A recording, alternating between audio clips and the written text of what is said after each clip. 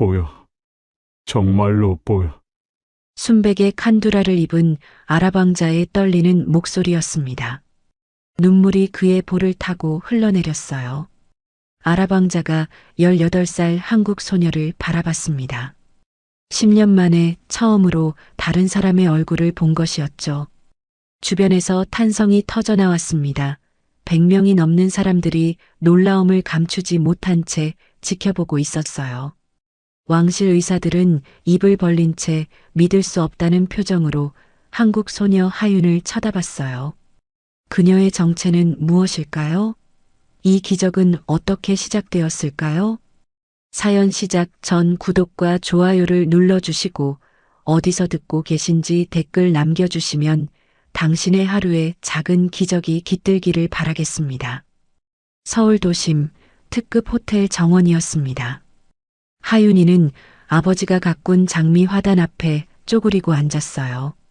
손가락 끝으로 붉은 꽃잎을 살며시 쓰다듬으며 중얼거렸죠. 여기가 제일 예쁘네. 아버지는 이 호텔의 정원사였습니다. 매일 새벽같이 나와 흙을 만지고 물을 주던 아버지. 그 손길이 닿은 곳마다 꽃이 피었어요. 하윤이가 일어서려던 순간이었습니다. 저 멀리서 누군가 걸어오고 있었어요. 순백의 긴 로브가 바람에 흩날렸습니다. 칸두라였죠. 최고급 실크로 지은 그 옷은 햇살 아래서 은은하게 빛났어요. 로브 위에 걸친 빛있는 검은색이었는데 어깨와 소매 부분에 금실로 정교하게 수놓은 문양이 보였습니다. 왕실의 문장이었죠. 머리에는 순백의 구투라가 단정하게 드리워져 있었어요. 그것을 고정한 검은 이갈은 특별한 광택이 났습니다. 일반적인 천이 아니었죠. 가까이서 보면 미세한 금실이 섞여 있었어요. 하지만 그 화려함 속에 어딘가 어긋난 것이 있었습니다. 하얀 지팡이였어요. 라엘 왕자는 그 지팡이의 의지에 천천히 걸었습니다. 수행원 3명이 그를 둘러싸고 있었죠. 모두 같은 색의 로브를 입고 있었지만 왕자의 옷과는 격이 달랐어요. 수행원 한 명이 조심스럽게 라엘의 팔을 잡으려고 손을 뻗었습니다. 라엘이 그 손을 거칠게 뿌리쳤어요. 그의 손목에서 다이아몬드가 박힌 커플링크가 햇빛에 번쩍였습니다. 혼자 할 수 있다고 했잖아. 목소리가 차가웠어요. 얼음보다 더 차가운 목소리였습니다. 수행원은 난처한 표정으로 한 발짝 물러섰죠. 라엘은 다시 걸었습니다. 혼자서 지팡이에만 의지한 채 순백의 칸두라 자락이 우아하게 흘렀지만 그 걸음은 불안정했어요. 작은 돌부리가 지팡이 끝에 걸렸습니다. 휘청. 그의 몸이 크게 기울었어요. 하윤이가 달렸습니다. 생각할 틈도 없이 두 손을 뻗어 그를 붙잡았죠. 부드러운 실크 로브의 감촉이 손에 닿았습니다. 괜찮으세요? 하윤이의 목소리는 부드러웠어요. 라엘은 경계하는 동물처럼 몸을 굳혔습니다. 건들지 마. 그 순간이었습니다. 하윤이의 손에서 은은한 향기가 퍼졌어요. 장미향. 아까 화단을 만지다 손에 묻은 향기였죠. 라엘의 움직임이 멈췄습니다. 이 향, 무언가 떠오르는 듯 했어요. 아주 오래된 기억, 따뜻했던 어느 순간. 왕궁의 정원에도 이런 향기가 있었죠. 하지만 그는 곧 다시 입을 다물었습니다. 수행원이 황급히 다가왔습니다. 죄송합니다. 왕자님께서 요즘 말끝을 흐렸어요. 그 침묵 속에 많은 것이 담겨 있었습니다. 라엘이 얼마나 힘든 시간을 보내고 있는지. 하윤이는 물러서려다가 멈췄습니다. 왜일까요? 그냥 지나칠 수가 없었어요. 저 화려한 옷 속에 감춰진 외로움이 느껴졌거든요. 제 할아버지도 시각장애가 있으셨어요. 라엘의 표정이 미세하게 흔들렸습니다. 침치료 덕분에 조금씩 나아지셨거든요. 하윤이의 목소리는 잔잔했어요. 물결처럼 부드러웠죠. 그때 할아버지가 얼마나 힘들어 하셨는지 제가 다 봤어요. 세상이 온통 어둡게만 느껴지신대요. 혼자라는 생각에 마음까지 다치셨다고. 라헬은 아무 말도 하지 않았습니다. 하지만 더 이상 거부하지도 않았어요. 그러니까 너무 혼자 다 짊어지지 않으셨으면 좋겠어요. 라헬이 천천히 고개를 돌렸습니다. 하윤이의 목소리가 들려오는 쪽으로. 순백의 구투라가 바람에 살랑 흔들렸죠. 비록 볼 수는 없었지만 귀를 기울였어요. 멀리서 누군가 이 장면을 지켜보고 있었습니다. 마야 공주였어요. 라헬의 이복 여동생. 그녀도 화려한 전통 의상을 입고 있었지만 오빠의 그것과는 격이 달랐죠. 그녀는 오빠가 이렇게 누군가의 말에 귀 기울이는 모습을 본 지가 정말 오래됐습니다. 저 아이는 누구지? 며칠이 흘렀습니다. 같은 시간, 같은 장소. 하윤이는 다시 라헬을 만났어요. 마치 약속이라도 한 것처럼. 이번에 라헬은 크림색 칸두라를 입고 있었습니다. 역시 금실 자수가 새겨진 비신을 걸치고 있었죠. 햇빛 아래서 그 모습은 한 폭의 그림 같았어요. 하윤이가 먼저 말을 꺼냈습니다. 혹시 한 번만 제 치료를 받아보시겠어요? 라헬의 미간이 좁혀졌어요. 침? 네가? 의심이 가득한 목소리였습니다. 하윤이는 대답 대신 자신의 손등을 내밀었어요.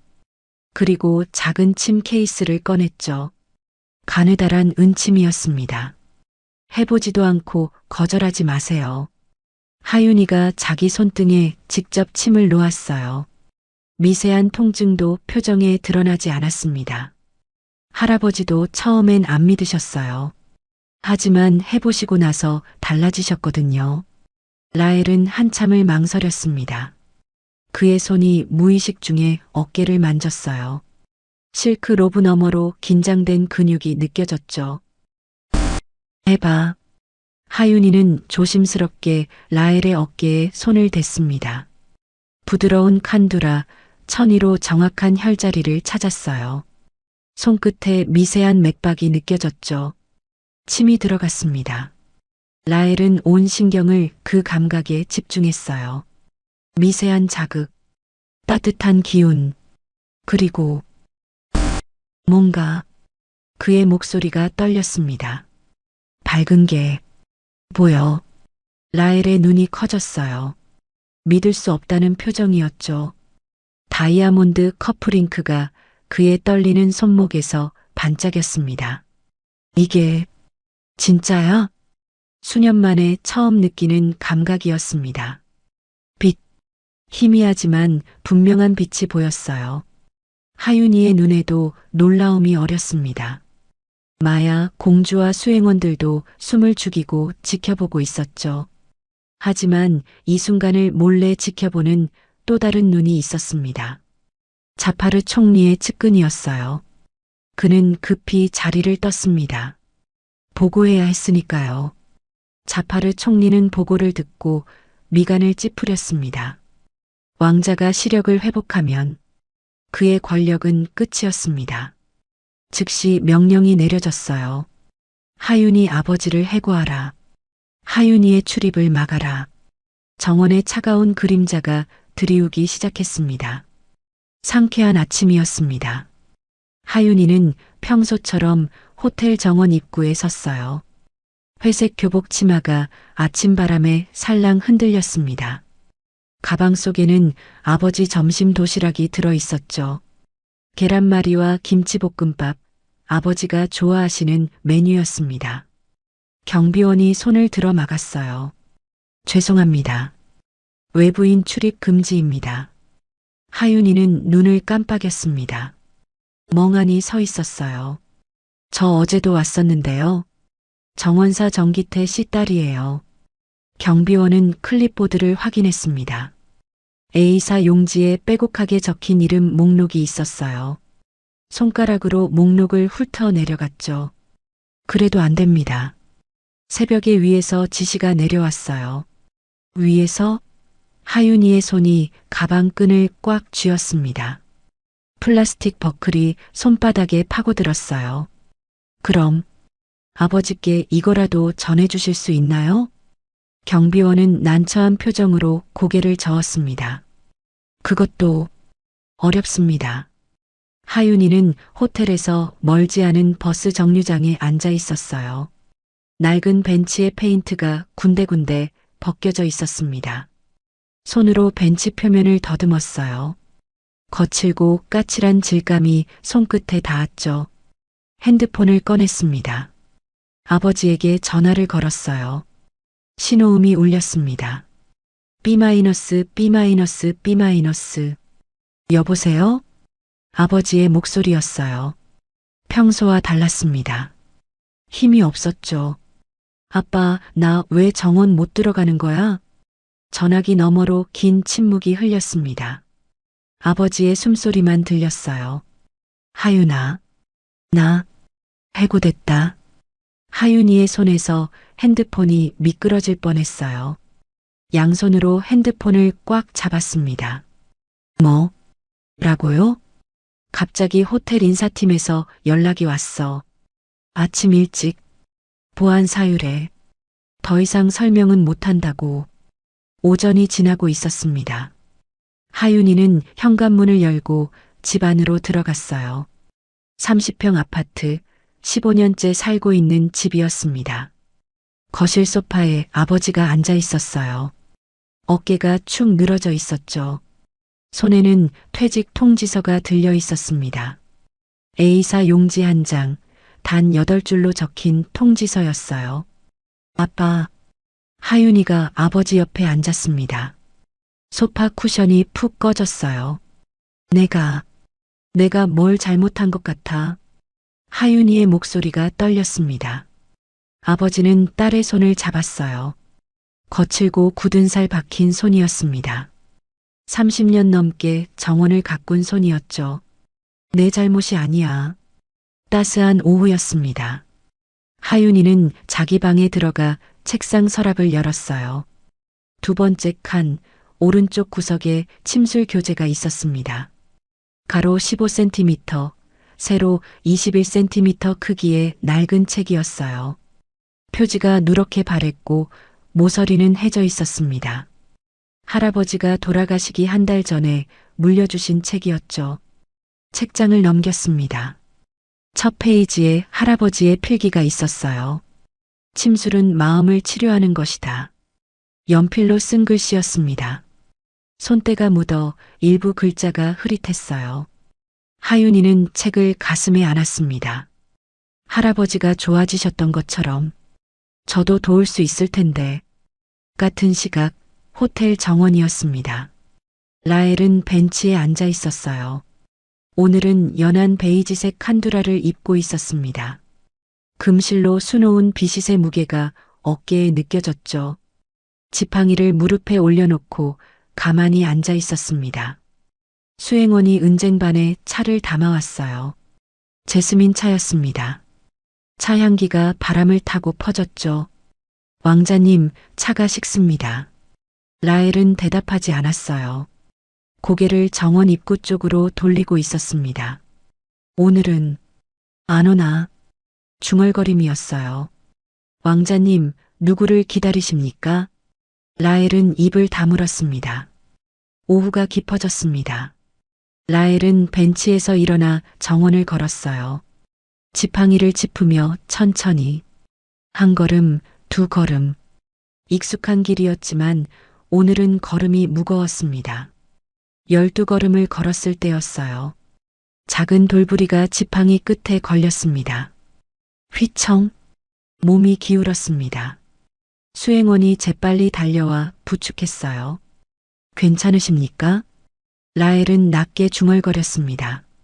하윤이 잡아줬을 땐 이렇게 불편하지 않았는데. 그 말을 들은 수행원은 조심스럽게 입을 열었습니다. 그 아이를 다시 부르시겠습니까? 라엘은 고개를 저었어요. 어차피 안 될 거야.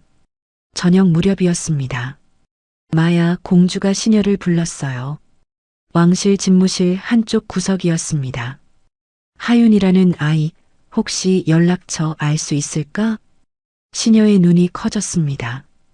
공주님, 그 아이는 알아. 출입 금지된 거. 그래도 알아봐 줄 수 있니? 시녀는 잠시 망설이다 고개를 끄덕였어요. 알아보겠습니다. 저녁이 깊어졌습니다. 라헬은 자기 방에 있었어요. 발코니 난간에 기대어 서 있었습니다. 밤바람이 불어왔죠. 선선한 바람이었습니다. 노크 소리가 들렸어요. 톡톡톡. 들어와. 마야가 들어왔습니다. 발소리로 알 수 있었어요. 가볍고 부드러운 발소리였죠. 오빠, 무슨 일이야? 마야는 오빠의 곁으로 다가갔습니다. 바로 옆에 섰어요. 혹시 하윤 씨를 다시 만나고 싶지 않으세요? 라헬의 몸이 미세하게 굳었습니다. 난간을 쥔 손에 힘이 들어갔어요. 왜 그런 걸 묻지? 오빠가 매일 정원에 나가잖아요. 같은 시간, 같은 벤치에. 그 아이를 기다리는 거 맞죠? 라헬은 대답하지 않았습니다. 마야가 한 걸음 더 다가왔어요. 오빠가 먼저 누군가를 찾는 건 정말 오랜만이에요. 아니, 처음인 것 같아요. 라헬의 입술이 움직였습니다. 그 아이는 달랐어. 목소리가 작았어요. 다른 사람들은 날 불쌍하게 보거나 조심스러워해. 하지만 하윤이는 그냥 날 사람으로 봤어. 마야는 미소 지었습니다. 그럼 다시 만나보세요. 같은 시각 왕실 집무실이었습니다. 자파르 총리가 왕 앞에 서 있었어요. 두꺼운 의학 보고서를 테이블 위에 올려놓았습니다. 전하, 침술은 검증되지 않은 위험한 방법입니다. 왕은 보고서를 펼쳤어요. 그래서 어쩌자는 건가? 왕자님의 안전을 위해 그런 치료는 금지해야 합니다. 왕은 천천히 고개를 끄덕였습니다. 깊은 밤이었습니다. 하윤이의 집, 거실이었어요. 아버지와 하윤이가 짐을 정리하고 있었습니다. 호텔 직원 숙소를 비워줘야 했거든요. 골판지 박스 5개가 거실 한가운데 놓여 있었어요. 아빠, 미안해요. 하윤이의 목소리가 떨렸습니다. 아버지는 사진틀을 신문지로 감싸다 멈췄어요. 딸을 바라봤습니다. 네가 뭘 미안해하니? 제가 왕자님께 침을 놓은 게 문제였나 봐요. 아버지는 딸의 어깨를 토닥였어요. 하윤아, 그분은 정말 도움이 필요한 분이었어. 맞지? 하윤이가 고개를 끄덕였습니다. 그럼 포기하면 안 되지. 밤이 깊어졌습니다. 하윤이는 창가에 섰어요. 창문을 열었습니다. 차가운 밤바람이 방 안으로 들어왔죠. 달빛이 책상 위 침술 교재를 비쳤습니다. 은은한 빛이 책 표지에 내려앉았어요. 하윤이는 주먹을 꽉 쥐었습니다. 조금만 더 시간이 있었더라면 어딘가에서 누군가도 같은 달을 바라보고 있었습니다. 그 누군가는 라헬이었습니다. 왕자의 방 발코니에서 밤바람이 불어왔어요. 라헬은 대리석 난간에 두 손을 짚고 서 있었습니다. 순백의 칸두라가 바람에 흩날렸죠. 금실로 수놓은 솜의 끝자락이 살랑 흔들렸습니다. 손목에 다이아몬드 커플링크가 달빛에 차갑게 반짝였어요. 하윤이도 이 바람을 느끼고 있을까? 혼잣말이었어요. 손가락 끝으로 난간의 차가운 감촉을 더듬었습니다. 거친 대리석 표면이 손끝을 스쳤죠. 다음 날 점심시간이었습니다. 하윤이는 학교 급식실 구석 자리에 앉아 있었어요. 앞에 놓인 쟁반에는 김치찌개와 밥이 있었지만 손을 대지 않았습니다. 숟가락을 들었다 놓기를 반복하고 있었죠. 하윤아, 괜찮아? 건너편에 앉은 친구 민지가 걱정스럽게 물었습니다. 응, 그냥. 하윤이는 김치찌개 표면에 뜬 기름을 멍하니 바라봤어요. 사실은 우리 아빠가 해고됐어. 민지의 눈이 커졌습니다. 왜? 무슨 일인데? 나도 몰라. 그냥 갑자기 보안 사유래. 나도 호텔 출입 금지당했고. 하윤이는 숟가락 손잡이를 꽉 쥐었어요. 플라스틱 손잡이가 손바닥에 파고들었습니다. 내가 뭘 잘못한 것 같은데. 뭔지 모르겠어. 민지는 무어라 위로해야 할지 몰랐어요. 그저 하윤이의 손을 꼭 잡아줬죠. 오후였습니다. 하윤이는 호텔 정원 담장 앞에 서 있었어요. 회색 벽돌로 쌓아 올린 2미터 높이의 담장이었습니다. 손을 뻗어 벽돌 표면을 만졌어요. 거칠고 차가운 질감이 손끝에 전해졌죠. 발끝으로 조금 높이 서서 담장 너머를 바라봤습니다. 아버지가 가꾼 장미 화단이 보였어요. 붉은 꽃잎들이 오후 햇살에 반짝이고 있었죠. 그리고 저 멀리 벤치에 앉아 있는 흰색 로브의 사람이 보였습니다. 라헬이었어요. 하윤이는 숨을 멈췄습니다. 심장이 천천히 두근거렸어요. 라헬은 벤치에 앉아 지팡이를 무릎에 올려놓고 있었습니다. 순백의 칸두라가 미풍에 살랑 흔들렸어요. 고개는 하늘을 향하고 있었지만 그의 표정은 공허했습니다. 저렇게 외로워 보이시다니. 하윤이는 담장에 이마를 기댔어요. 차가운 벽돌의 감촉이 이마에 전해졌습니다.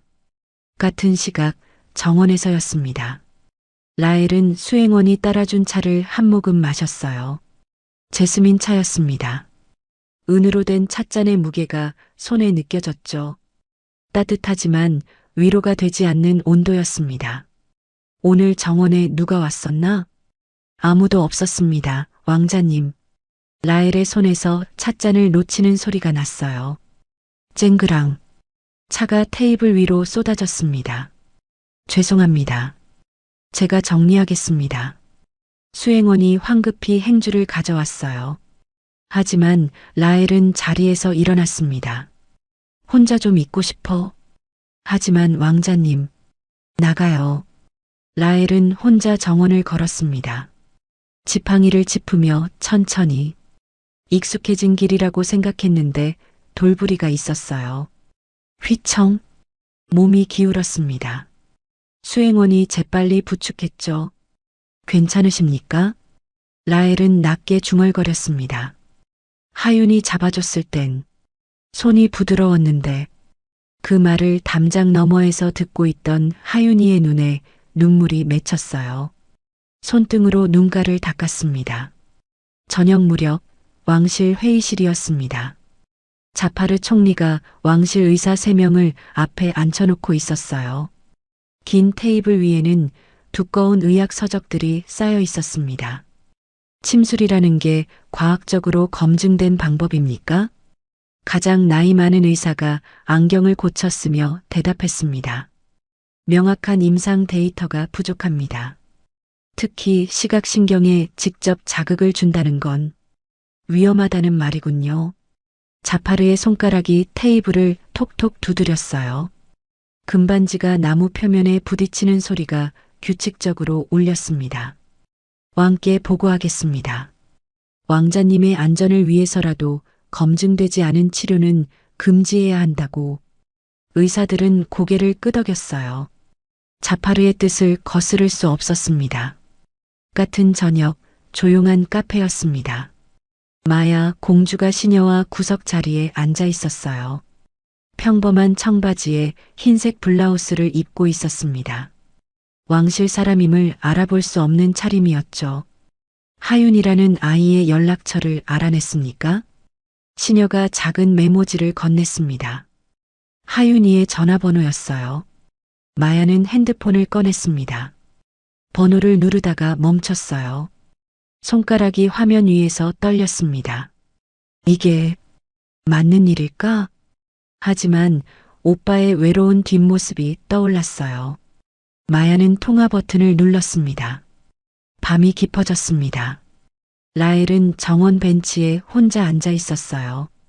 밤하늘을 향해 고개를 들었습니다. 별빛은 보이지 않았지만 공기의 온도는 느껴졌죠. 선선한 밤이었습니다. 아버지, 혼잣말이 흘러나왔어요. 문득 12살 때가 떠올랐습니다. 아버지와 함께 이 정원을 걷던 날이었죠. 아버지, 저 언젠간 왕이 될 수 있을까요? 어린 라헬이 물었었어요. 아버지는 그의 머리를 쓰다듬으며 웃었습니다. 넌 이미 나의 자랑이란다. 하지만 지금은 라헬은 고개를 저었어요. 시력을 잃은 후 아버지는 자신을 멀리했습니다. 아니, 자신이 먼저 마음을 닫았는지도 모르죠. 발소리가 들렸습니다.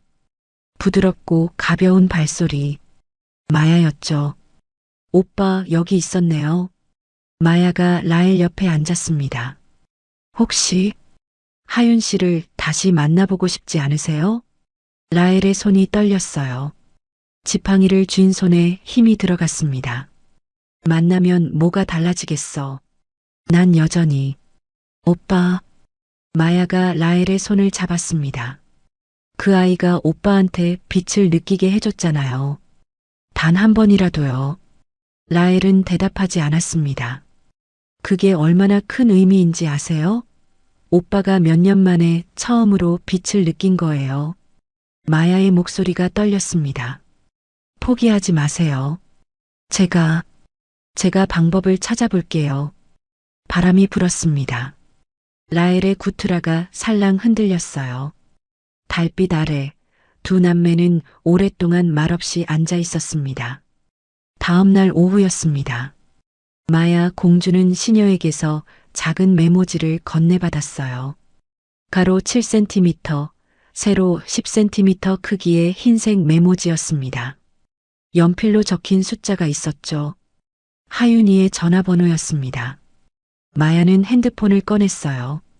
금색 케이스의 최신형 스마트폰이었습니다. 숫자를 하나씩 눌렀죠. 손가락이 화면 위에서 여러 번 멈췄습니다. 이게 맞는 걸까? 하지만 어젯밤 오빠의 외로운 뒷모습이 떠올랐어요. 마야는 통화 버튼을 눌렀습니다. 신호음이 울렸습니다. B-, B-, B-. 네 번째 신호음에서 전화가 연결됐어요. 여보세요? 하윤이의 목소리였습니다. 조금 떨리는 목소리였어요. 하윤 씨? 저 마야예요. 라헬 오빠의 동생. 전화기 너머로 숨소리가 들렸습니다. 잠시 침묵이었죠. 공주님? 만나서 얘기할 수 있을까요? 중요한 이야기가 있어요. 오후가 깊어지고 있었습니다. 하윤이는 호텔에서 조금 떨어진 작은 카페에 앉아 있었어요. 브라운 커피라는 이름의 2층짜리 카페였습니다. 창가 자리 4인용 테이블에 혼자 앉아 있었죠. 아메리카노 한 잔이 앞에 놓여 있었어요. 하지만 한 모금도 마시지 않았습니다. 김이 모락모락 피어올랐죠. 컵을 잡았다 놓기를 여러 번 반복했습니다. 카페 문이 열렸어요. 종소리가 딸랑 울렸습니다. 마야였습니다. 검은색 청바지에 흰색 면 블라우스를 입고 있었어요. 왕실 사람임을 알아볼 수 없는 평범한 차림이었죠. 하지만 손목에 다이아몬드 시계가 햇빛에 반짝였습니다. 하윤 씨. 마야가 하윤이 맞은편에 앉았습니다. 가죽 가방을 의자 옆에 내려놓았어요. 그때 오빠가 빛을 느낀 게 정말 침 때문이었나요? 마야의 목소리는 조심스러웠습니다. 하윤이는 고개를 끄덕였어요. 확신은 못하지만 그분 표정이 처음으로 밝아지셨어요. 분명 뭔가 느끼셨을 거예요. 마야는 커피를 한 모금 마셨습니다. 쓴맛이 입안에 퍼졌죠. 오빠가 요즘 매일 정원에 나가요. 정확히 같은 시간에요. 같은 벤치에 앉아서 당신을 기다리는 것 같아요. 하윤이의 눈에 눈물이 맺혔습니다. 손등으로 눈가를 닦았어요. 하지만 저는 들어갈 수가 없어요. 제가 도와드릴게요. 마야의 눈빛이 단호했습니다. 같은 시각 라헬의 방이었습니다. 라헬은 창가에 서 있었어요. 손으로 창틀을 더듬었습니다. 차갑고 매끄러운 유리 표면이 손끝에 닿았죠. 노크 소리가 들렸습니다. 톡톡. 들어와. 수행원이 들어왔어요. 왕자님, 공주님께서 곧 돌아오신답니다. 라헬은 대답하지 않았습니다. 그저 창가에 서서 바람 소리를 들었어요. 마야가 뭘 하려는 걸까? 저녁이 되었습니다. 마야가 라헬의 방 문을 두드렸어요. 톡톡톡. 오빠 나예요. 들어와. 마야가 들어왔습니다. 라헬은 소파에 앉아 있었어요. 순백의 칸두라를 입고 있었죠. 오빠, 하윤 씨를 만났어요. 라헬의 몸이 굳었습니다. 왜? 오빠가 다시 만나고 싶어 하잖아요. 라헬은 고개를 저었어요. 다시 실패하면 더 무서울 것 같아. 목소리가 떨렸습니다. 손으로 무릎을 꽉 쥐었어요. 칸두라 천이 구겨졌죠. 마야가 오빠 앞에 무릎을 꿇었습니다. 오빠, 그 아이가 오빠한테 빛을 느끼게 해줬잖아요. 단 한 번이라도요. 하지만 포기하지 마세요. 제가 방법을 찾았어요. 다음 날 오후였습니다. 하윤이는 호텔 별관 2층에 있는 작은 실내 정원에 서 있었어요. 15평 정도 되는 공간이었습니다. 천장이 유리로 되어 있어서 햇빛이 쏟아져 들어왔죠. 화분 5개가 놓여 있었고 작은 분수대가 한쪽 구석에 있었습니다. 마야가 문을 열고 들어왔어요. 그 뒤로 흰색 로브를 입은 사람이 따라 들어왔습니다. 라헬이었습니다. 하윤이의 심장이 빨라졌어요. 평소보다 빠른 속도였죠. 라헬은 지팡이를 짚고 천천히 걸어왔습니다. 하윤이 앞에서 멈췄어요. 코끝으로 향기가 스쳤습니다. 장미향. 하윤이의 손에서 나는 향기였죠. 네가 온 거야? 라헬의 목소리가 떨렸습니다. 예, 왔어요. 하윤이가 조심스럽게 대답했어요. 라헬은 손을 뻗었습니다. 하윤이의 손을 찾았죠. 따뜻하고 부드러운 손이 라헬의 손에 닿았습니다. 차갑네. 긴장한 거야? 조금요. 하윤이가 미소 지었어요. 라헬은 볼 수 없었지만 그녀의 목소리에서 미소가 느껴졌습니다. 그날 네가 말했던 너희 할아버지 얘기, 그거 진짜야? 진짜예요. 하윤이는 가방에서 작은 수첩을 꺼냈습니다. 가로 10cm, 세로 15cm 크기의 낡은 수첩이었어요. 할아버지가 쓰시던 치료 기록 노트였죠. 할아버지가 침 치료 받으시고 나서 세상이 다시 따뜻해졌다고 하셨어요. 하윤이의 눈에 눈물이 맺혔습니다. 라헬은 한참을 침묵했어요. 그러다 천천히 입을 열었습니다. 이번엔 한 번 더 해볼래. 하지만 아무에게도 말하지 마. 약속해. 약속할게요. 하윤이는 침 케이스를 꺼냈어요. 가로 12cm 길이의 검은색 가죽 케이스였습니다. 지퍼를 열자 은침 5개가 보였죠. 각각 다른 길이었습니다. 어깨에 놓아도 될까요? 응. 라헬이 비신을 벗었습니다. 크림색 칸두라만 남았어요. 하윤이는 라헬의 어깨를 조심스럽게 만졌습니다. 천너머로 근육의 긴장이 느껴졌죠. 이번에도 빛이 보일까? 라헬의 목소리가 떨렸습니다. 이번엔 더 선명할 거예요. 하윤이가 은침을 꺼냈습니다. 손끝으로 침끝을 확인했어요. 천천히 침이 들어갔습니다.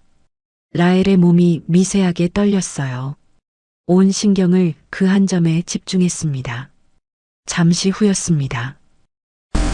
뭔가 라헬의 목소리였어요. 이번엔 색이 보여. 라헬의 눈이 커졌습니다. 믿을 수 없다는 표정이었죠. 파란색. 맞지? 이게 파란색이야? 라헬이 창문 쪽을 향했습니다. 하늘이 있는 쪽이었어요. 하윤이는 고개를 끄덕였습니다. 눈물이 볼을 타고 흘러내렸어요. 맞아요. 하늘색이에요. 마야도 두 손으로 입을 막았습니다. 눈에 눈물이 가득했죠.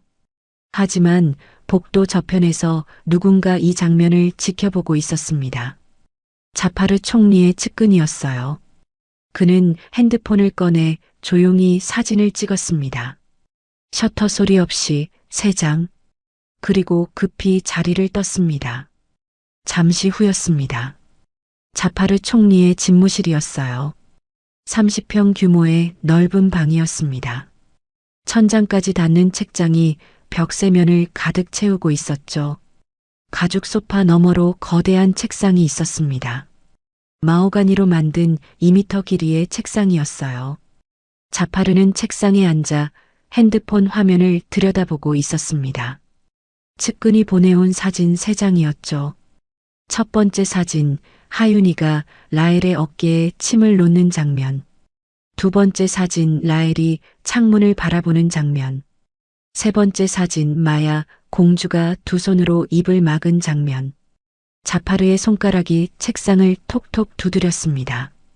금반지가 나무 표면에 부딪히는 소리가 규칙적으로 울렸어요. 이제 공주까지 흔들리는군. 중얼거렸습니다. 자파르는 서랍을 열었어요. 맨 아래 칸, 잠금장치가 달린 서랍이었습니다. 암호를 눌렀죠. 삐삐삐삐. 4자리 숫자였습니다. 서랍 안에 작은 상자가 있었어요. 가로 12cm, 세로 8cm 크기의 검은색 벨벳 상자였습니다. 뚜껑을 열자 은침 5개가 보였죠. 하윤이가 사용하는 것과 똑같은 모양이었습니다. 하지만 다른 점이 있었어요. 침 끝의 각도가 조금 더 둔했습니다. 육안으로는 구분할 수 없는 차이였죠. 그리고 침 중간 부분에 미세한 홈이 파여 있었어요. 손톱으로 만져야 겨우 느껴지는 홈이었습니다. 자파르는 침 하나를 집어들었습니다. 형광등 불빛에 비춰봤어요. 이 정도면 아무도 눈치채지 못하겠지. 냉소가 입가에 번졌습니다. 같은 시각 실내 정원이었습니다. 마야가 하윤이에게 차를 건넸어요. 제스민 차였습니다.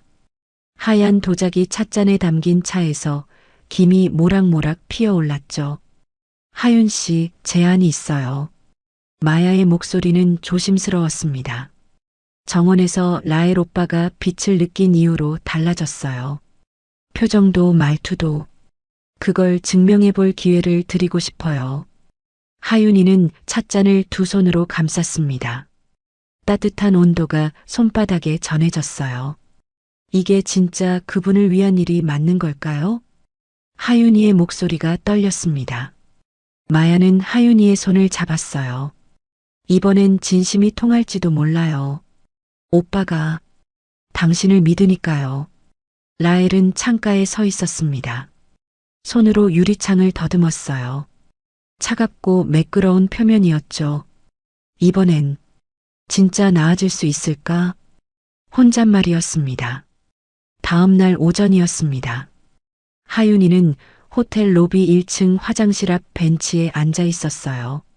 가방을 무릎 위에 올려놓고 있었습니다.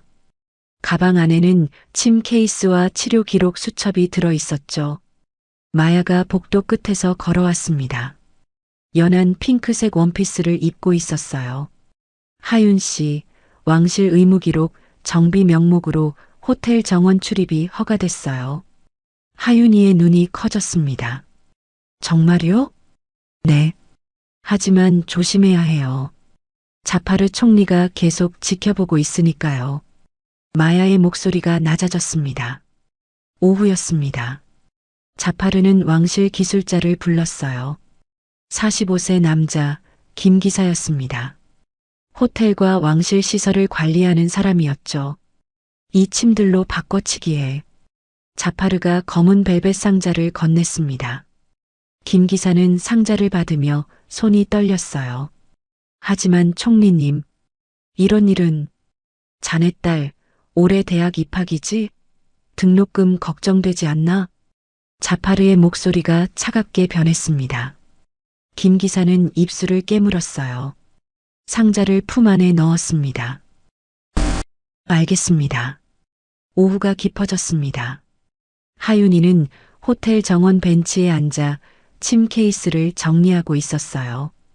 5개의 은침을 하나씩 꺼내 헝겊으로 닦았습니다. 침 표면의 미세한 먼지까지 제거했죠. 가방 옆에 치료 기록 수첩이 놓여 있었습니다. 가로 15cm, 세로 10cm 크기의 낡은 수첩이었어요. 표지가 벗겨진 부분도 있었죠. 하윤이는 화장실에 가려고 자리에서 일어났습니다. 가방과 침 케이스는 벤치 위에 두고 갔어요. 금방 돌아올 거리였거든요. 잠시 후였습니다. 김 기사가 벤치 근처로 다가왔어요. 주변을 둘러봤습니다.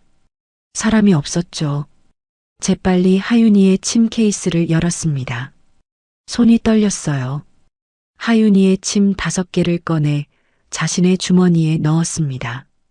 그리고 자파르가 준 가짜 침 5개를 케이스에 넣었죠. 순식간에 끝났습니다. 김 기사는 치료 기록 수첩도 집어들었어요. 핸드폰 카메라로 페이지를 촬영했습니다. 20페이지, 40장의 사진이었죠. 혈자리 위치, 침 깊이, 치료 시간이 빼곡하게 적혀 있었습니다. 곧 수첩을 제자리에 놓았습니다. 김 기사가 떠나고 잠시 후 하윤이가 돌아왔어요. 가방을 메고 침 케이스를 집어들었습니다. 아무것도 모른 채였죠. 저녁이 되었습니다. 자파르의 집무실이었어요. 김 기사가 수첩 사진들을 자파르에게 보여주고 있었습니다. 혈자리 위치가 정확히 기록되어 있습니다. 자파르는 사진을 하나하나 확대해서 봤어요. 합곡혈, 천주혈, 정명혈. 이걸 역이용하면 자파르의 입가에 미소가 번졌습니다. 다음 날 오후였습니다. 마야가 하윤이를 실내 정원으로 불렀어요. 라엘도 함께 있었습니다. 하윤 씨, 다음 주에 라엘 오빠의 공개 치료 시연이 있어요. 하윤이는 깜짝 놀랐습니다. 공개 시연이요? 네. 왕실 고문들과 의학 자문단 앞에서요. 그 자리가 마지막 기회일지도 몰라요. 라엘이 하윤이 쪽으로 고개를 돌렸습니다. 하지만 그 많은 사람 앞에서 저한테 맡기시겠다고요? 하윤이의 목소리가 떨렸습니다. 마야는 고개를 끄덕였어요. 이미 왕께 보고는 마쳤어요. 당신에게만 효과가 있었다고요. 라엘이 입을 열었습니다. 하윤아. 이름을 불렀어요. 난 너를 믿어. 하윤이의 눈에 눈물이 맺혔습니다. 같은 시각 자파르의 집무실이었습니다. 자파르는 가짜 침을 손에 들고 빛에 비춰보고 있었어요. 침끝이 형광등 불빛에 차갑게 반짝였습니다. 이젠 침이 아니라 칼이 될지도 모르겠군. 중얼거렸습니다. 창밖으로 저녁 노을이 지고 있었어요. 붉은 빛이 집무실 바닥에 길게 드리워졌습니다. 어둠이 조금씩 깊어지고 있었습니다. 며칠이 지났습니다. 하윤이의 집 거실이었어요. 택배 상자가 현관 앞에 놓여 있었습니다.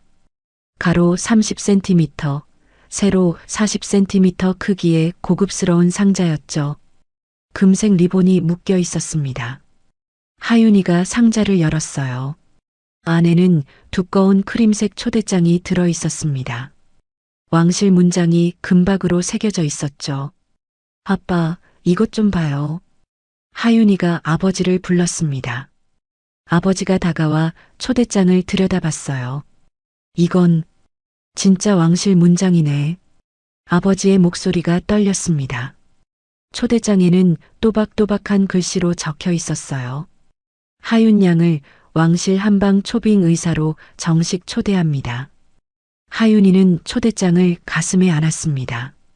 제가 그 나라로 가도 될까요? 아버지는 딸의 어깨를 토닥였어요. 후회 없이 내 길을 가봐라. 하지만 하윤아, 아버지가 딸의 얼굴을 바라봤습니다. 네가 배운 모든 것을 믿어라. 할아버지도 널 지켜보실 거야. 며칠 후 아침이었습니다. 인천공항 전용기 탑승 게이트였어요. 하윤이는 작은 캐리어 하나를 끌고 있었습니다. 회색 캐리어, 바퀴가 바닥에 닿는 소리가 규칙적으로 울렸죠. 게이트 앞에 마야가 서 있었습니다. 연한 베이지색 전통 의상을 입고 있었어요. 금실로 수놓은 아바야였죠. 하윤 씨, 오셨네요. 마야가 미소 지었습니다. 전용 왕실 전세기였어요. 순백의 비행기 동체에 왕실 문장이 새겨져 있었습니다. 수행원 3명이 입구에서 기다리고 있었죠. 기내는 호텔 객실 같았습니다. 가죽 소파, 대리석 테이블, 크리스탈 샹들리에. 하윤이는 입을 다물지 못했어요. 이런 비행기가 있다니. 중얼거렸습니다. 마야가 하윤이를 소파로 안내했어요. 우리나라에선 손님을 가족처럼 대접해요. 편하게 계세요. 비행기가 이륙했습니다. 하윤이는 창밖을 바라봤어요. 구름 위로 파란 하늘이 펼쳐졌습니다. 오후가 되었습니다. 비행기가 착륙했어요. 하윤이는 창문 너머로 낯선 풍경을 봤습니다. 사막 위에 세워진 거대한 도시였죠. 금빛 건물들이 햇살에 반짝였습니다. 공항에서 왕궁까지는 전용 차량으로 이동했어요. 검은색 리무진이었습니다. 가죽 시트에 앉아 은은한 향기가 났죠. 차창 밖으로 왕궁이 보이기 시작했습니다. 하윤이의 입이 벌어졌어요. 압도적인 규모였습니다. 하얀 대리석으로 지어진 건물이 끝없이 이어졌죠. 금빛 돔 지붕이 하늘 아래 빛났습니다. 분수대에서는 맑은 물이 수십 미터 높이로 솟아올랐어요. 정원에는 붉은 꽃, 노란 꽃, 보라색 꽃들이 만발했습니다. 이런 곳에 제가 있어도 되는 걸까요? 하윤이가 주눅 들어 말했습니다. 마야가 하윤이의 손을 잡았어요. 당신은 이미 우리 왕실의 은인이에요. 차가 멈췄습니다. 수행원이 문을 열어줬죠. 하윤이는 차에서 내렸어요. 대리석 바닥이 발 아래 펼쳐졌습니다. 매끄럽고 차가운 감촉이 신발 밑창을 통해 전해졌죠. 마야가 하윤이를 안내했습니다. 긴 복도를 지나 엘리베이터를 탔어요. 3층에서 내렸습니다. 여기가 침 연구실이에요. 마야가 큰 문을 열었습니다. 가로 15m, 세로 20m 크기의 넓은 방이었어요. 한쪽 벽은 통유리로 되어 있어서 정원이 한눈에 보였습니다. 천장에는 크리스탈 샹들리에가 달려 있었죠. 하지만 놀라운 건 따로 있었어요. 방 한가운데 최첨단 의료 침대가 있었습니다. 전자 디스플레이가 달려 있었죠. 한쪽에는 침을 보관하는 유리장이 있었어요. 온도와 습도가 자동으로 조절되는 장비였습니다. 이렇게 좋은 시설에서 제가 실수하면 안 되는데, 하윤이가 떨리는 목소리로 말했습니다. 그때 문이 열렸어요. 라엘이 들어왔습니다. 순백의 칸두라를 입고 있었죠. 지팡이를 짚고 천천히 걸어왔습니다. 하윤이, 왔구나. 라엘의 목소리였어요. 예, 왔어요. 하윤이가 대답했습니다. 왕실 의사 한 명이 연구실로 들어왔어요. 50대 남자, 회색 수염을 기른 의사였습니다. 당신이 침술사? 도전적인 목소리였어요. 정식 의료 자격증이 있나요? 하윤이는 입술을 깨물었습니다. 저는 할아버지께 배웠어요. 자격증은 의사가 코웃음을 쳤습니다. 라엘이 의사 쪽으로 고개를 돌렸어요. 나가주시겠습니까? 차가운 목소리였습니다. 의사는 불만스러운 표호로 나갔어요. 라엘이 하윤이에게 다가왔습니다. 신경 쓰지 마. 여기 사람들은 처음엔 다 그래. 오후가 깊어졌습니다. 하윤이는 침 재료를 꺼내 테이블에 펼쳐 놓았어요. 은침, 동침, 스테인리스 침.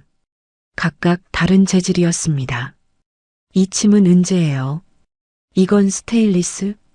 각각 전달력이 달라요. 하윤이가 라헬에게 설명했습니다. 라헬은 침 하나를 집어들었어요. 손가락으로 침 표면을 더듬었습니다. 소리가 다르네. 라헬이 중얼거렸습니다. 소리요? 응. 예전에 악기 조율할 때 미세한 소리에 집중하던 기억이 있어. 이 침도 각각 다른 소리를 내. 라헬이 침을 귀에 가까이 댔어요. 손가락으로 살짝 튕겼습니다. 옥마이너스 하는 미세한 진동음이 들렸죠. 이 소리 맞지? 라헬이 하윤이에게 물었습니다. 하윤이는 깜짝 놀랐어요. 라헬이 침의 차이를 소리로 구분할 수 있다니. 맞아요. 정확해요. 두 사람은 오후 내내 침을 시험했습니다. 은침, 동침, 스테인리스 침. 각각의 소리를 듣고 차이를 확인했어요. 교감이 깊어지고 있었습니다. 저녁이 되었습니다. 복도 저편에서 누군가 지켜보고 있었어요. 자파르 측 기술자였습니다. 그는 연구실 조명 시스템을 확인하고 있었죠.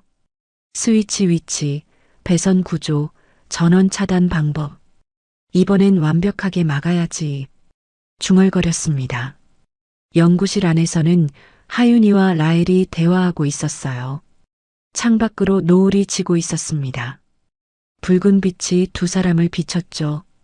희망과 음모가 동시에 자라고 있었습니다. 며칠이 지났습니다. 하윤이의 집 거실이었어요.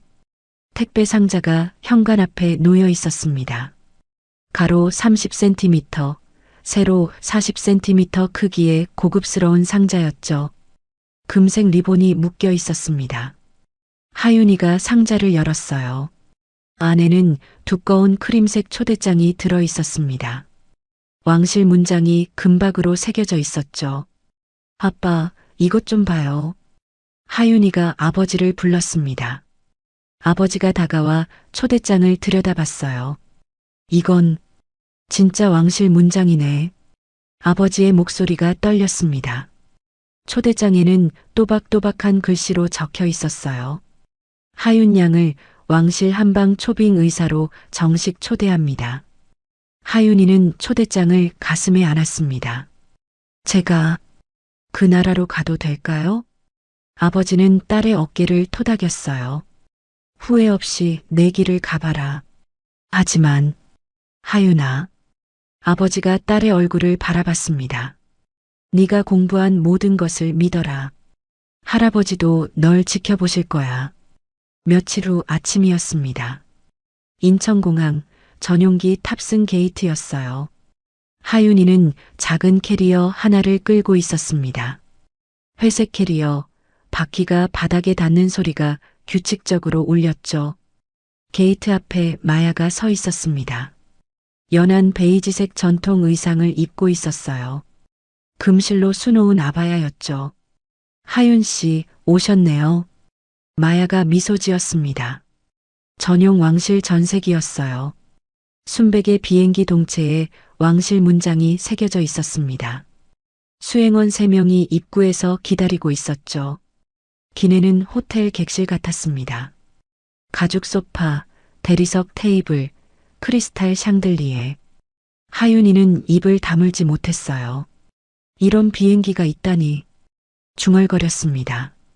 마야가 하윤이를 소파로 안내했어요. 우리나라에선 손님을 가족처럼 대접해요. 편하게 계세요. 비행기가 이륙했습니다. 하윤이는 창밖을 바라봤어요. 구름 위로 파란 하늘이 펼쳐졌습니다. 오후가 되었습니다. 비행기가 착륙했어요. 하윤이는 창문 너머로 낯선 풍경을 봤습니다. 사막 위에 세워진 거대한 도시였죠. 금빛 건물들이 햇살에 반짝였습니다. 공항에서 왕궁까지는 전용 차량으로 이동했어요. 검은색 리무진이었습니다. 가죽 시트에 앉아 은은한 향기가 났죠. 차창 밖으로 왕궁이 보이기 시작했습니다. 하윤이의 입이 벌어졌어요. 압도적인 규모였습니다. 하얀 대리석으로 지어진 건물이 끝없이 이어졌죠. 금빛돔 지붕이 하늘 아래 빛났습니다. 분수대에서는 맑은 물이 수십 미터 높이로 솟아올랐어요. 정원에는 붉은 꽃, 노란 꽃, 보라색 꽃들이 만발했습니다. 이런 곳에 제가 있어도 되는 걸까요? 하윤이가 주눅 들어 말했습니다. 마야가 하윤이의 손을 잡았어요. 당신은 이미 우리 왕실의 은인이에요. 차가 멈췄습니다. 수행원이 문을 열어줬죠. 하윤이는 차에서 내렸어요. 대리석 바닥이 발 아래 펼쳐졌습니다. 매끄럽고 차가운 감촉이 신발 밑창을 통해 전해졌죠. 마야가 하윤이를 안내했습니다. 긴 복도를 지나 엘리베이터를 탔어요. 3층에서 내렸습니다. 여기가 침 연구실이에요. 마야가 큰 문을 열었습니다.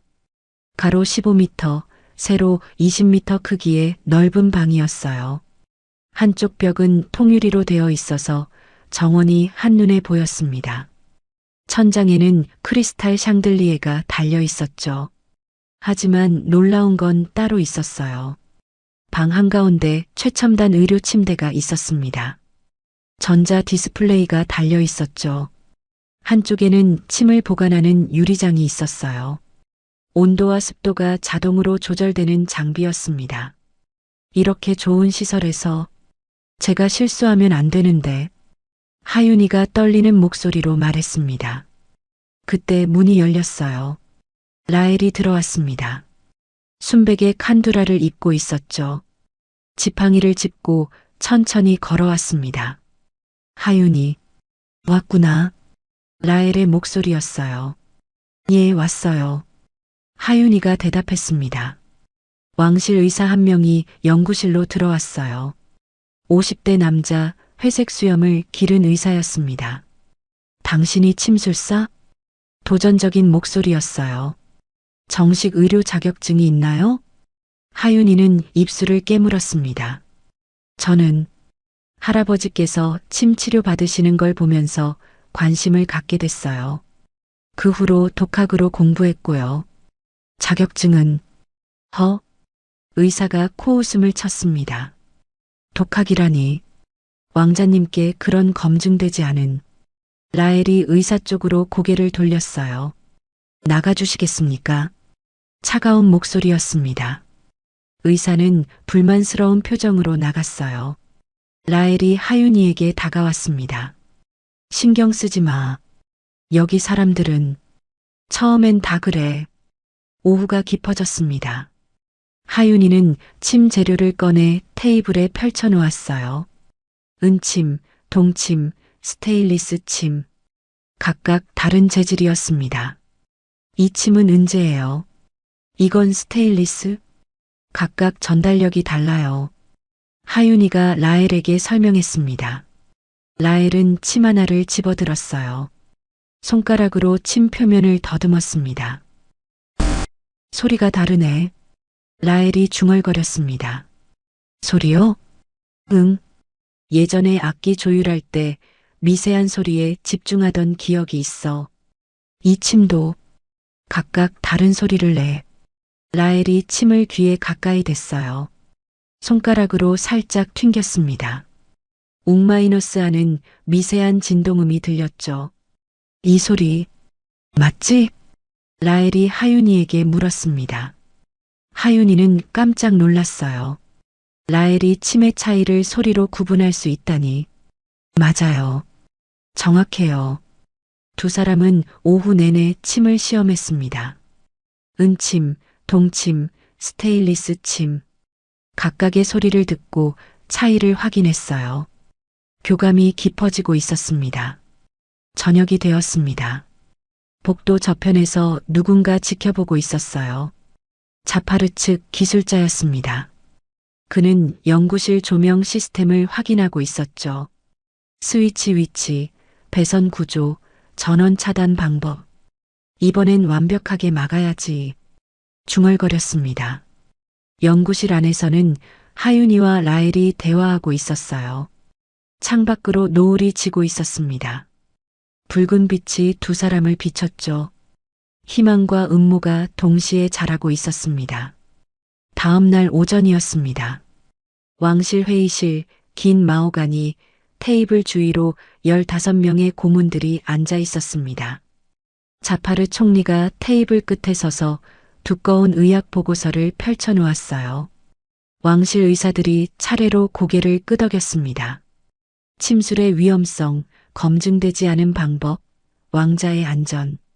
그런 단어들이 회의실을 채웠죠.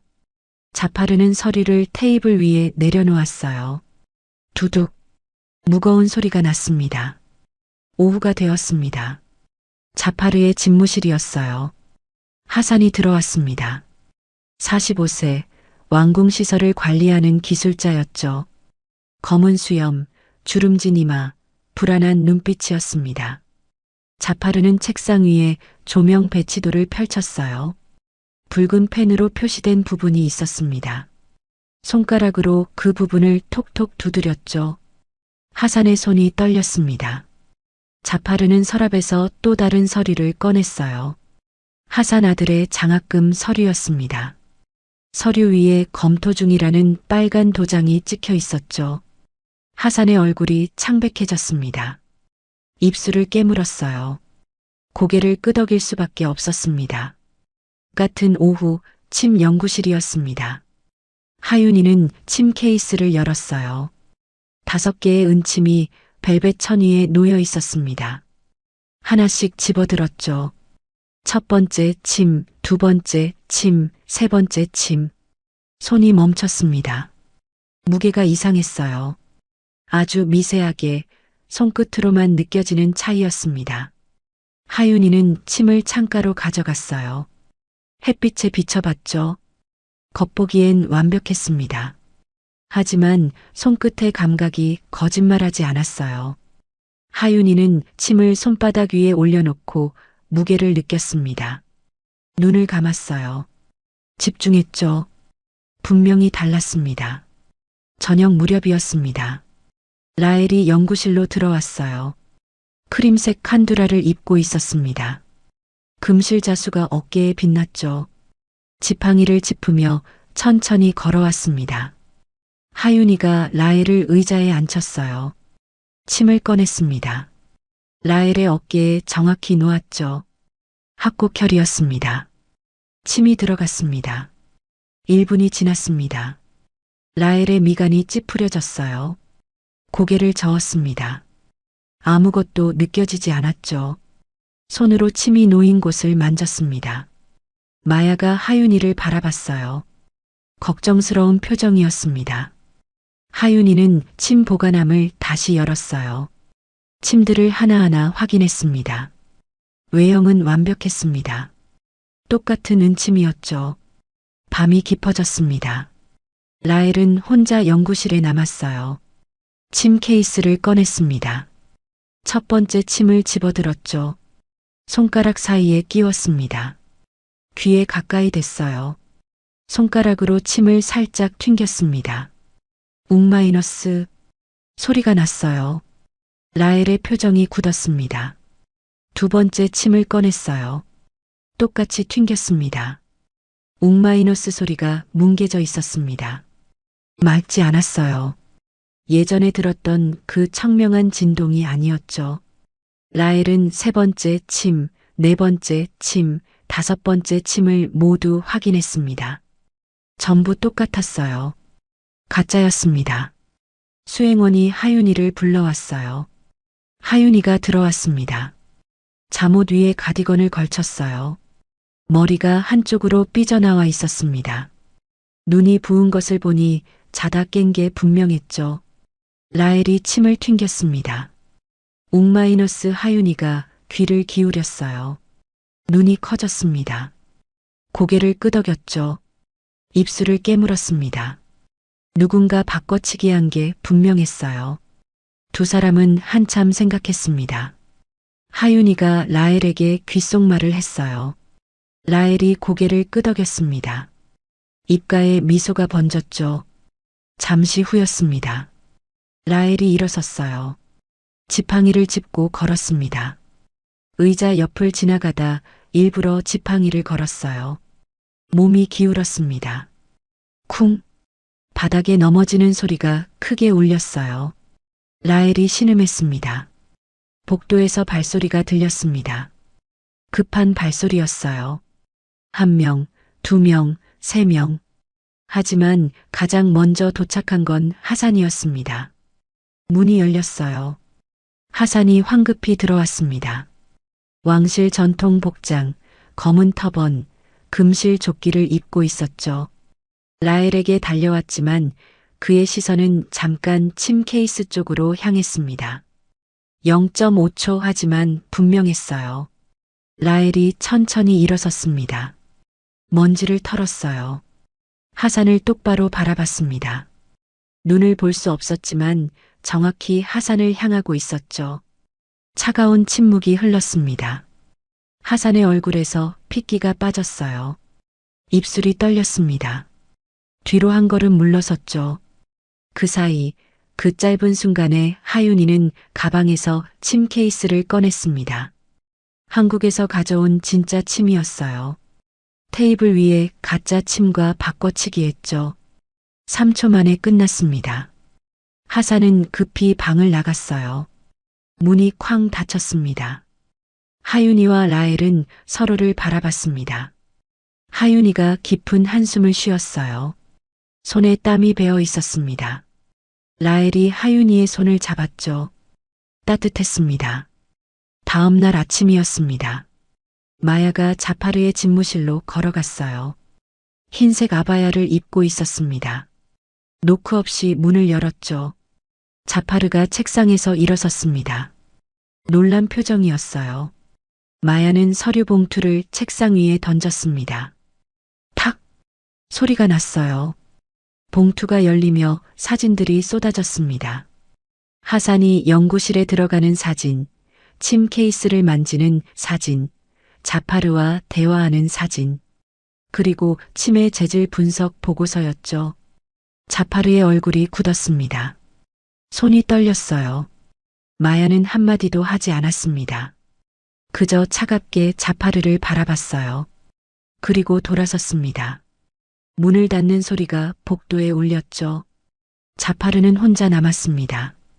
창밖을 바라봤어요. 주먹을 꽉 쥐었습니다. 손톱이 손바닥에 박혔죠. 아직 끝나지 않았습니다.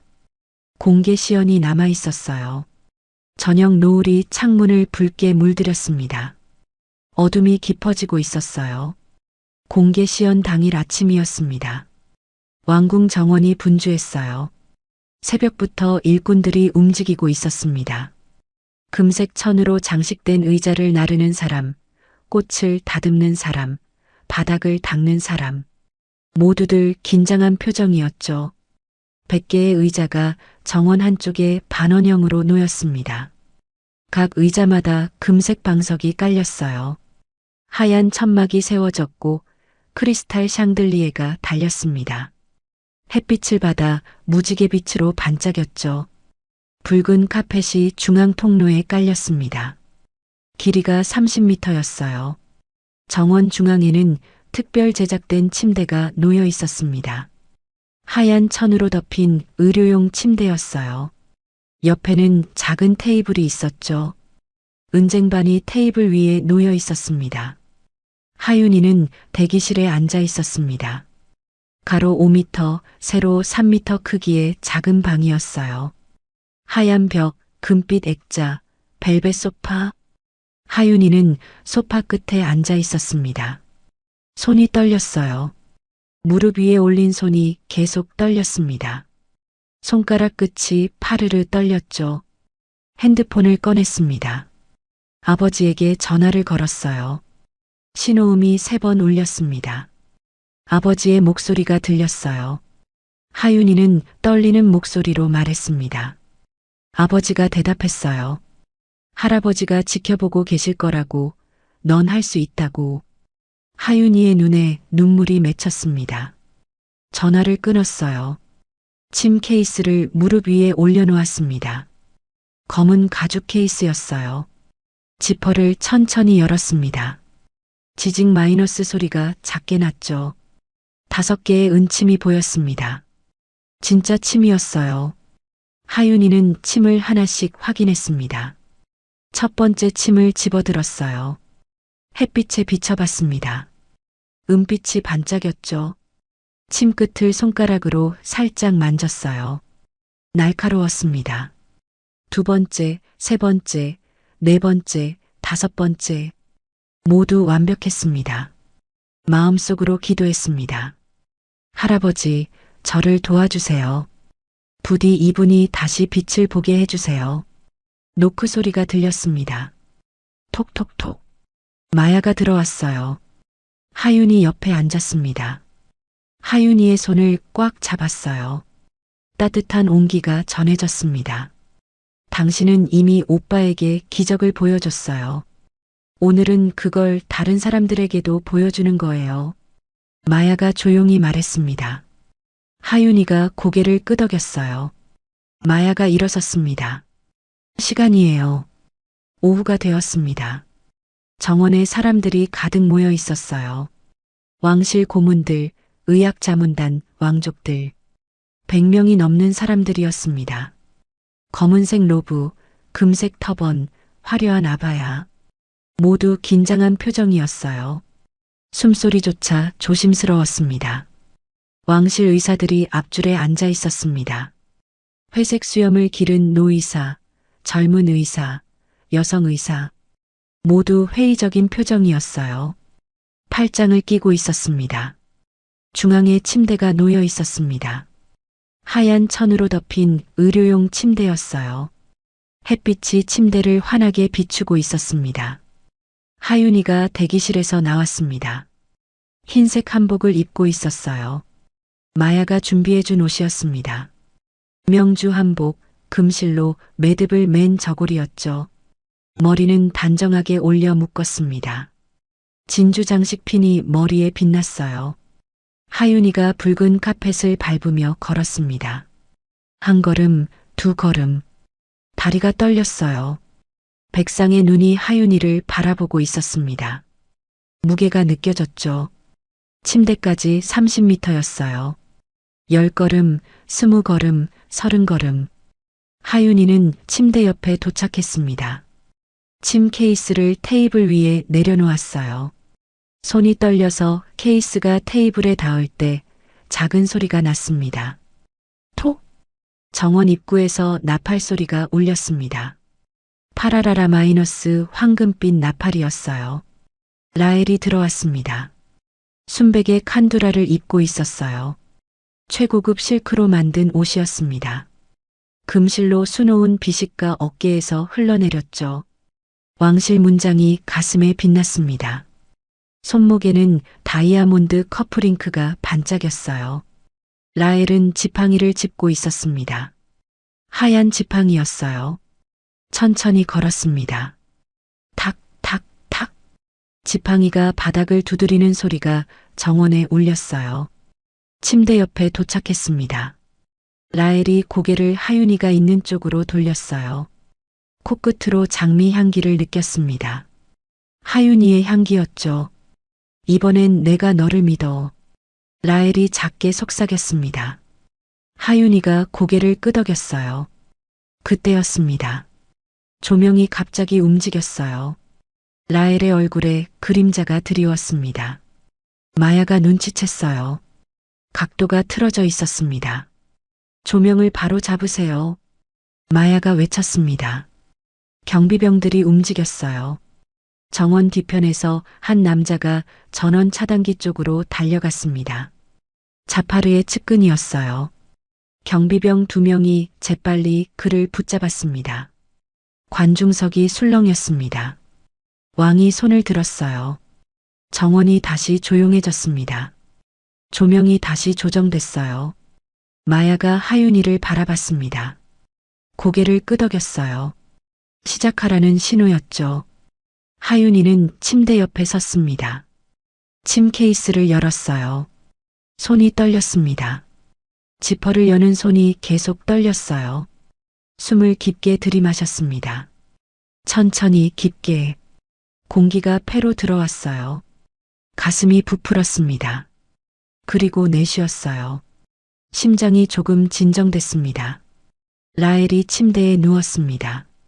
수행원이 도왔어요. 순백의 칸두라가 침대 위로 펼쳐졌습니다. 라헬이 눈을 감았어요. 하윤이는 은침을 집어들었습니다. 5cm 길이에 가는 침이었어요. 햇빛에 반짝였습니다. 손가락 사이에 침을 끼웠어요. 엄지와 검지로 침을 잡았습니다. 라헬의 어깨를 조심스럽게 만졌습니다. 천 너머로 근육이 느껴졌어요. 긴장으로 굳어 있었습니다. 돌처럼 딱딱했죠. 하윤이는 손바닥을 어깨에 얹었습니다. 따뜻한 체온이 전해졌어요. 눈을 감았습니다. 집중했어요. 손끝으로 혈자리를 찾았습니다. 천천히 조심스럽게 손가락이 어깨 위를 움직였어요. 피부 밑으로 뼈가 만져졌습니다. 근육의 결이 느껴졌어요.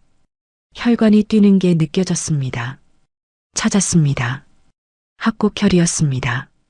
엄지와 검지 사이였어요. 손가락으로 혈자리를 눌러봤습니다. 맥박이 느껴졌어요. 두근두근. 라헬의 심장이 뛰고 있었습니다. 조금 빠른 박동이었죠. 하윤이는 침을 들었습니다. 혈자리에 대었어요. 침끝이 천에 닿았습니다. 정확한 위치였어요. 틀림없었습니다. 정원이 조용해졌습니다. 바람도 멈춘 듯 했어요. 새소리도 들리지 않았습니다. 분수대 물소리만 멀리서 들렸죠. 철벅철벅. 100명의 사람들이 숨을 죽이고 지켜보고 있었습니다. 하윤이는 침을 잡은 손에 힘을 주었습니다. 천천히, 아주 천천히 침이 천을 뚫고 들어가기 시작했어요. 천 섬유가 침끝을 따라 밀려났습니다. 피부에 닿았어요. 미세한 저항이 느껴졌죠. 탄력이 있었습니다. 더 힘을 주었습니다. 침끝이 피부를 뚫었습니다. 침이 살 속으로 들어가기 시작했어요. 표피층을 지나갔습니다. 0.1mm, 0.2mm, 0.3mm, 진피층에 도달했어요. 탄력이 강해졌습니다. 피부가 침을 밀어냈어요. 하윤이는 침을 살짝 돌렸습니다. 시계 방향으로 침이 미끄러지듯 들어갔어요. 0.5mm, 지방층에 닿았습니다. 부드러운 저항이었어요. 침이 지방을 헤치며 들어갔습니다. 0.7mm, 0.9mm, 1mm, 근육층에 도달했습니다. 저항이 강해졌어요. 근육 섬유가 침을 막았습니다. 하윤이는 침을 다시 돌렸어요. 반시계 방향으로 근육 섬유 사이로 침이 파고들었습니다. 2mm, 3mm, 4mm. 라헬의 어깨가 미세하게 떨렸습니다. 근육이 수축했어요. 침에 반응하고 있었습니다. 5mm, 6mm, 7mm. 하윤이는 침의 깊이를 정확히 느끼고 있었습니다. 손끝의 감각으로 할아버지 교재에 적힌 그대로였어요. 8mm, 9mm, 10mm, 정확히 1cm 깊이였습니다. 멈췄어요. 바로 이 지점이었습니다. 혈자리의 정확한 중심, 기운이 가장 강하게 모여 있는 곳. 하윤이는 침을 아주 천천히 돌렸습니다. 시계 방향으로 조금. 근육이 침을 감쌌어요. 반시계 방향으로 조금. 근육이 풀렸습니다. 다시 시계 방향으로. 기운이 움직이기 시작했어요.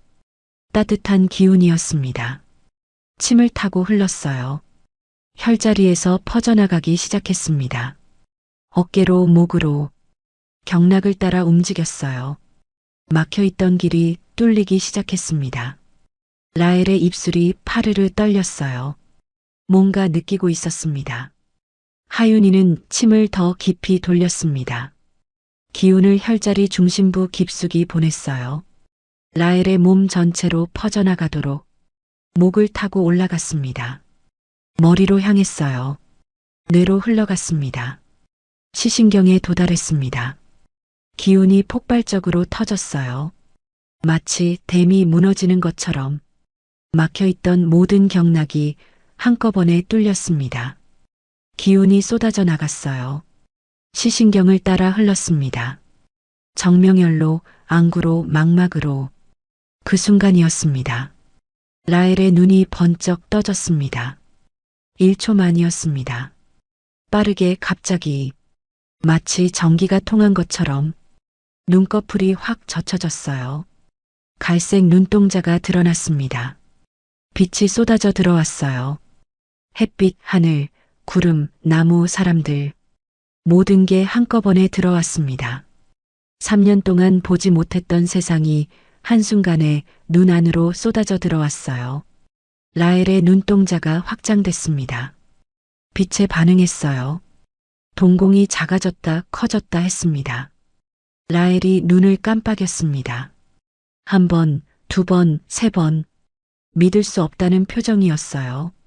천천히 고개를 들어 하늘을 바라봤습니다. 파란색이었습니다. 맑고 투명한 파란색. 구름이 떠 있었어요. 보여. 정말로 보여. 라헬의 목소리가 떨렸습니다. 관중석에서 누군가 크게 숨을 들이마셨습니다.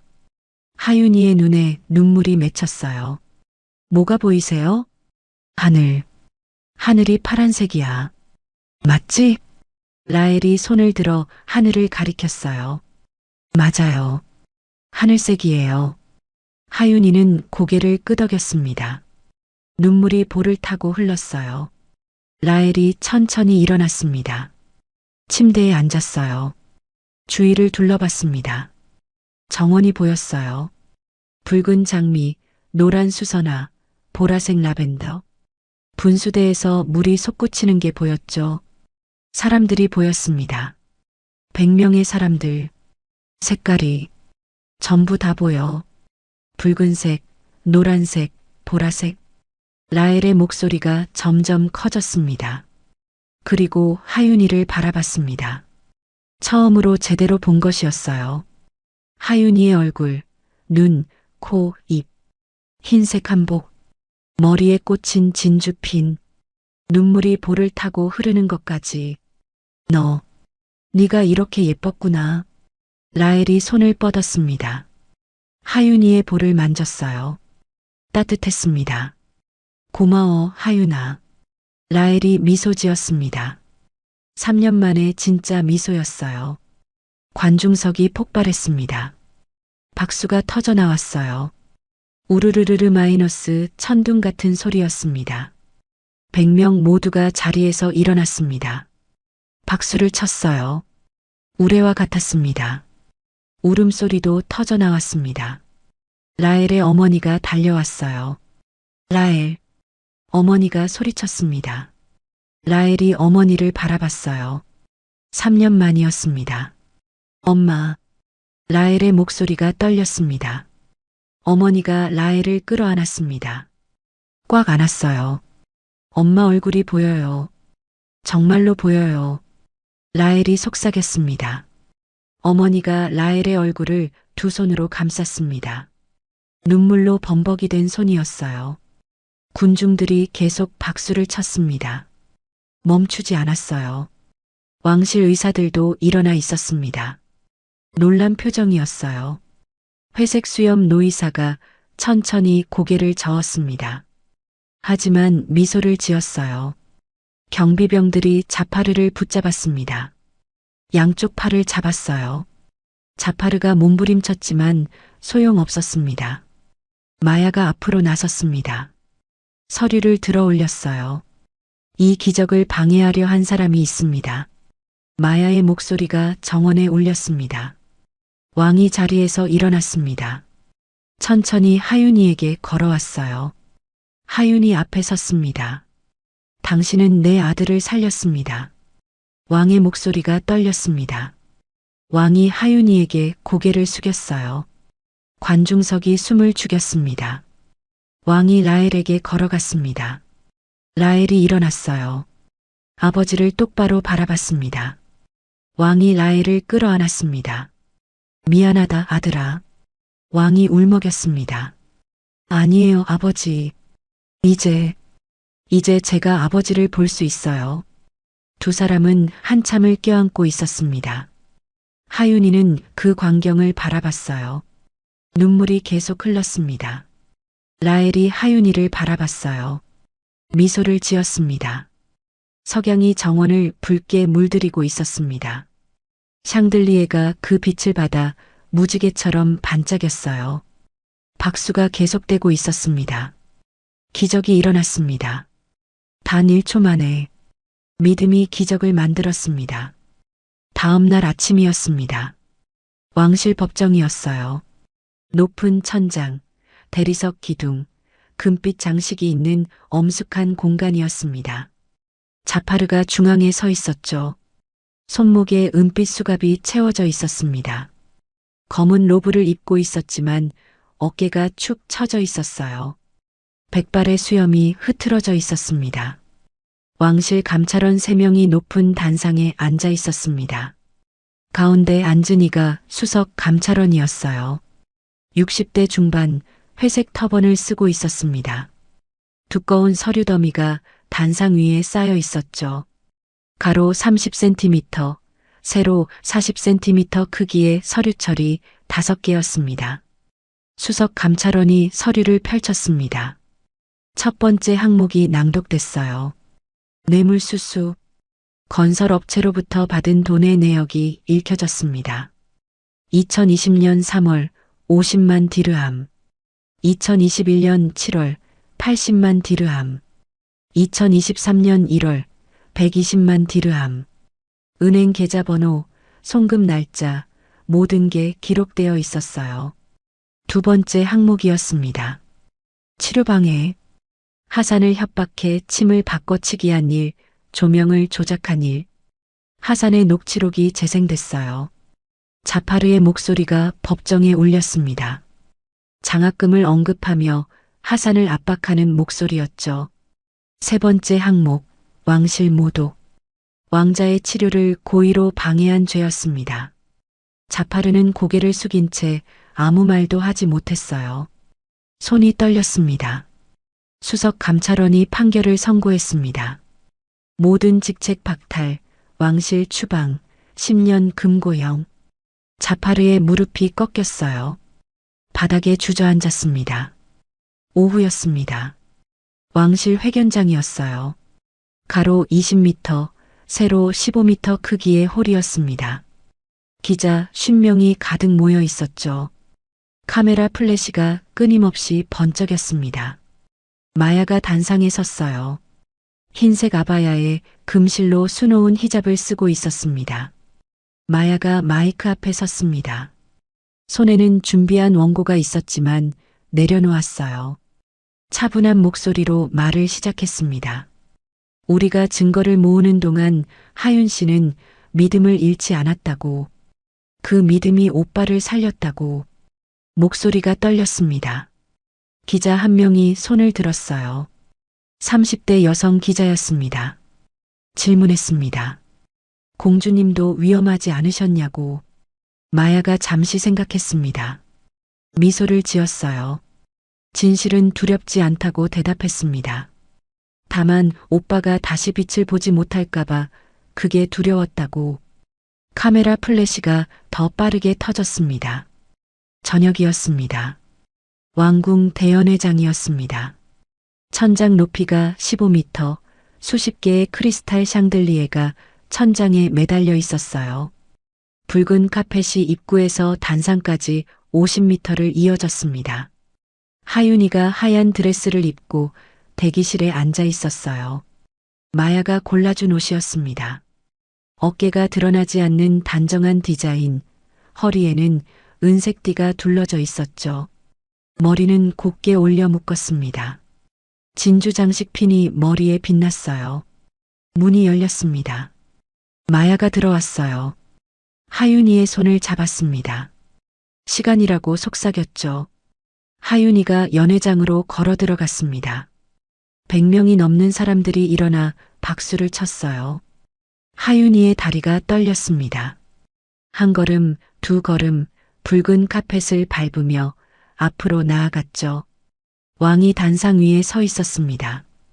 금색 로브를 입고 있었어요. 손에는 벨벳 쿠션이 들려 있었습니다. 쿠션 위에 금빛 훈장이 놓여 있었죠. 팔각형 모양, 다이아몬드가 박힌 왕실 최고 명예 훈장이었습니다. 하윤이가 단상에 올랐습니다. 왕 앞에 섰어요. 고개를 깊이 숙였습니다. 왕이 훈장을 들어 올렸습니다. 하윤이의 목에 걸었어요. 차가운 금속의 무게가 목에 느껴졌습니다. 300g 정도였죠. 하윤이의 눈에 눈물이 맺혔습니다. 왕이 말을 이었습니다. 왕립한방의료소를 설립하겠다고, 하윤이가 소장이 되어줄 것을 부탁한다고, 왕국 최고의 시설을 갖춘 의료소가 될 것이라고. 하윤이는 떨리는 목소리로 대답했습니다. 저는 그저 한 사람을 돕고 싶었을 뿐이라고. 이렇게 큰 상을 받을 자격이 있는지 모르겠다고. 왕이 하윤이의 손을 잡았습니다. 따뜻한 손이었어요. 네가 내 아들에게 준 선물은 그 무엇과도 바꿀 수 없다고 말했습니다. 박수가 터져 나왔습니다. 우레와 같은 박수였어요. 연회장이 박수로 가득 찼습니다. 밤이 되었습니다. 라엘의 방 발코니였어요. 라엘과 왕이 나란히 서 있었습니다. 밤하늘에 별이 가득했죠. 초승달이 떠 있었습니다. 라엘이 별을 하나하나 세며 바라봤습니다. 이제는 볼 수 있었어요. 왕도 하늘을 올려다봤습니다. 두 사람은 한참 말없이 서 있었죠. 라엘이 먼저 입을 열었습니다. 아버지, 이제야 제가 원하는 길이 보인다고. 왕이 물었습니다. 어떤 길이냐고. 라엘이 대답했습니다. 사람들을 돕는 길이라고. 하윤이처럼 누군가에게 빛이 되는 삶을 살고 싶다고. 왕이 라엘의 어깨에 손을 얹었어요. 오랫동안 듣고 싶었던 말이라고 했습니다. 네가 진정한 왕이 될 자격이 있다고. 바람이 불었습니다. 두 사람의 로브가 함께 흔들렸어요. 다음 날 오후였습니다. 하윤이는 작은 방에 앉아 있었어요. 책상 위에 한국행 비행기표가 놓여 있었습니다. 내일 오후 3시 출발, 인천공항 도착이라고 적혀 있었죠. 하윤이는 비행기표를 들여다봤습니다. 돌아가야 할까, 남아야 할까? 마음이 복잡했어요. 노크 소리가 들렸습니다. 라엘이었습니다. 지팡이 없이 걸어 들어왔어요. 하윤이 앞에 섰습니다. 라엘이 하윤이의 눈을 바라봤습니다. 여기에 남아줄 수 있냐고 물었어요. 네가 있어야 나도 계속 앞을 볼 수 있을 것 같다고. 하윤이가 핸드폰을 꺼냈습니다. 아버지에게 전화를 걸었어요. 목소리가 떨렸습니다. 아빠, 저 여기 조금 더 있어도 될까요? 한의학을 제대로 공부하고 싶다고. 아버지의 목소리가 들렸습니다. 웃고 있었어요. 당연하지, 내 마음 가는 대로 하라고. 하윤이가 미소 지었습니다. 라엘도 미소 지었어요. 새로운 시작이었습니다. 5년이 흘렀습니다. 왕립한방의료소 개관식 날이었어요. 따스한 봄 오후였습니다. 하얀 대리석으로 지어진 3층 건물이 햇살을 받아 빛나고 있었죠. 입구에는 금빛 간판이 걸려 있었습니다. 왕립한방의료소 소장 하윤이라는 글자가 아랍어와 한글로 새겨져 있었어요. 정원에는 붉은 장미가 만발했습니다. 하윤이 아버지가 심은 장미였어요. 아버지는 이제 이곳 정원사로 일하고 있었습니다. 딸 곁에 있고 싶다고 했죠. 의료소 앞마당에 100개가 넘는 의자가 놓여 있었습니다. 사람들이 자리를 가득 채웠어요. 왕족, 고관, 의료진, 그리고 하윤이가 치료했던 환자들이었습니다. 하윤이가 단상에 올랐습니다. 흰색 한복을 입고 있었어요. 명주 한복, 금실로 매듭을 맨 저고리였습니다. 머리는 단정하게 올려 묶었죠. 5년 전보다 성숙해진 모습이었습니다. 손에는 한의사 자격증이 들려 있었어요. 하윤이는 마이크 앞에 섰어요. 떨리는 목소리로 말을 시작했습니다. 5년 전 처음 이곳에 왔을 때를 떠올린다고. 그때는 두려움 뿐이었다고. 하지만 많은 분들이 믿어주셨다고. 하윤이가 말을 이었습니다. 이 의료소는 누구나 치료받을 수 있는 곳이라고. 부자든 가난하든 왕족이든 평민이든 상관없다고. 할아버지가 꿈꾸던 세상이라고. 목소리가 떨렸습니다. 박수가 터져 나왔습니다. 라헬이 단상으로 걸어 나왔어요. 순백의 칸두라를 입고 있었습니다. 금실 비식가 어깨에서 흘러내렸죠. 더 이상 지팡이를 짚지 않았습니다. 두 눈으로 세상을 또렷하게 보고 있었어요. 1년 전 왕위를 물려받았습니다. 이제 그는 왕이었죠. 라헬이 말했습니다. 이 의료소는 왕국의 자랑이라고. 하윤이가 보여준 헌신이 많은 이들에게 희망이 되었다고. 앞으로도 이곳에서 수많은 기적이 일어날 것이라고. 왕이 금빛 열쇠를 하윤이에게 건넸습니다. 의료소 정문 열쇠였어요. 무게가 묵직했습니다. 하윤이가 열쇠를 받았습니다. 고개를 숙여 인사했어요. 개관식이 끝난 후 오후였습니다. 의료소 1층 진료실이었어요. 첫 환자가 들어왔습니다. 70대 할머니였어요. 검은 아바야를 입고 있었습니다. 허리가 굽어 있었죠. 등이 아프다고 했습니다. 하윤이가 할머니를 의자에 앉혔어요. 부드러운 목소리로 물었습니다. 언제부터 아프셨냐고. 할머니가 대답했습니다. 3년 전부터라고. 병원을 다녀도 나아지지 않았다고. 하윤이가 고개를 끄덕였어요. 등을 살펴봤습니다. 침을 꺼냈습니다. 할머니의 등에 놓았어요. 할머니가 눈을 감았습니다. 10분 후였습니다. 할머니가 일어났어요. 허리를 펴봤습니다. 눈이 커졌죠. 아프지 않다고 했습니다.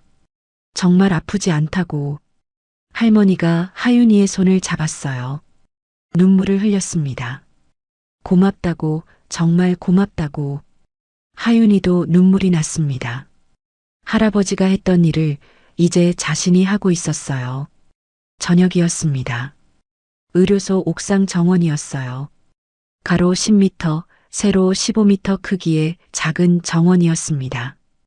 허브가 자라고 있었죠. 라벤더, 로즈마리, 페퍼민트, 침 치료에 사용하는 약초들이었습니다.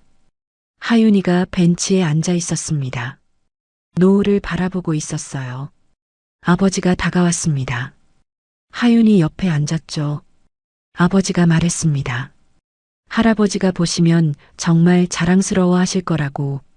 하윤이가 고개를 끄덕였어요.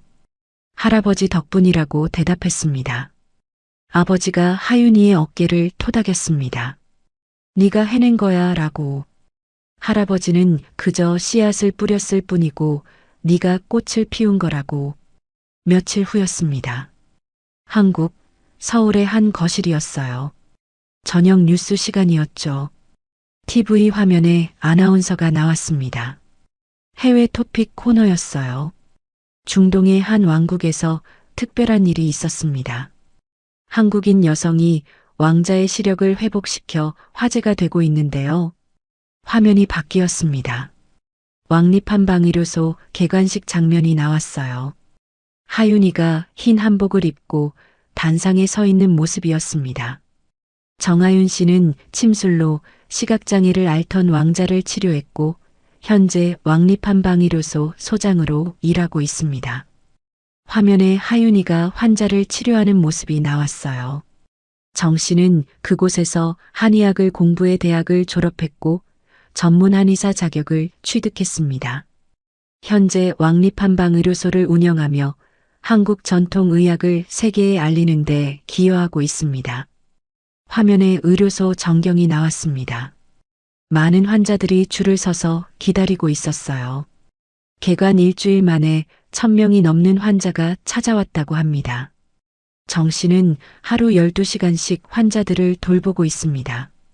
아나운서가 미소 지었습니다. 한 사람의 용기가 많은 이들에게 희망이 되고 있습니다. TV를 보던 사람들이 박수를 쳤어요. 누군가 눈물을 닦았습니다. 1년 후였습니다. 왕궁 대정원이었어요. 왕립의료학술대회가 열리고 있었습니다. 세계 각국의 의사들이 모였죠. 하윤이가 연단에 서 있었습니다. 하윤이는 침술의 원리를 설명했어요. 혈자리, 기의 흐름, 침의 깊이, 프레젠테이션 화면에 그림이 나왔습니다. 의사들이 고개를 끄덕였어요. 질문이 쏟아졌습니다. 라엘 왕도 객석에 앉아 있었습니다. 하윤이의 발표를 듣고 있었어요. 미소를 지었습니다. 5년 전 그 떨리던 소녀가 이제 세계적인 전문가가 되어 있었죠. 발표가 끝났습니다. 기립박수가 터져 나왔어요. 저녁이었습니다. 의료소 옥상 정원이었어요. 하윤이가 혼자 서 있었습니다. 별을 바라보고 있었어요. 라엘 왕이 올라왔습니다. 하윤이 옆에 섰죠. 두 사람은 말없이 별을 바라봤습니다. 라엘이 말했습니다. 5년 전 네가 내게 빛을 주었다고. 이제는 네가 수많은 사람들에게 빛이 되고 있다고. 하윤이가 대답했습니다. 왕자님도요. 아니 이제 패하시죠. 백성들을 위한 정책을 많이 만드셨잖아요. 무상의료, 교육 지원, 가난한 이들을 위한 주택. 라엘이 고개를 저었습니다. 우리 모두 각자의 자리에서 빛이 되고 있는 거라고. 하윤이가 고개를 끄덕였어요. 바람이 불었습니다. 두 사람의 옷이 함께 흔들렸어요. 하윤이가 말했습니다. 할아버지께 감사하다고. 할아버지가 보여주신 길을 걷고 있다고. 라엘도 고개를 끄덕였습니다. 우리 모두 누군가의 빛이 될 수 있다고. 달빛이 두 사람을 비추고 있었습니다. 의료소 1층에서는 야간 당직 의사가 환자를 돌보고 있었어요. 정원에서는 아버지가 장미에 물을 주고 있었습니다. 왕궁에서는 불이 꺼지지 않았죠. 라엘 왕이 백성들을 위한 일을 하고 있었습니다. 각자의 자리에서 모두가 빛이 되고 있었습니다.